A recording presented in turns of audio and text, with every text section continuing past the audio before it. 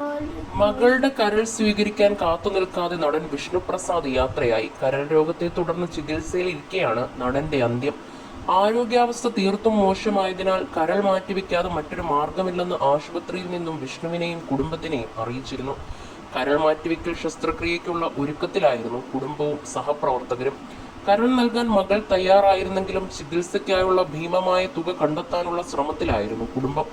ചികിത്സയ്ക്കായി ഏകദേശം 30 ലക്ഷം രൂപയോളം ചിലവ് വരുമായിരുന്നു. സീരിയൽ താരങ്ങളുടെ സംഘടനയായ ആത്മ അടിയന്തര സഹായമായി ഒരു തുക നൽകിയിരുന്നു.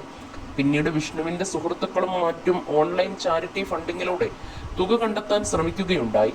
അതിനുള്ള തുക സമാഹരിക്കുന്നതിനിടെയാണ് രോഗം.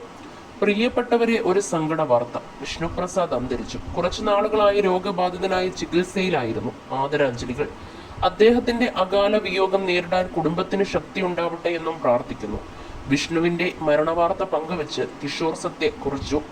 സിനിമകളിലൂടെയും സീരിയലുകളിലൂടെയും പ്രേക്ഷക ശ്രദ്ധ നേടിയ നടനാണ് വിഷ്ണുപ്രസാദ്. വില്ലൻ വേഷങ്ങളിലൂടെയാണ് പ്രേക്ഷകർക്കിടയിൽ ശ്രദ്ധേയനായത്. വിനയൻ സംവിധാനം ചെയ്ത തമിഴ് ചിത്രമായ കാശിയിലൂടെയാണ് താരം അഭിനയ രംഗത്തേക്ക് അരങ്ങേറ്റം കുറിച്ചത്.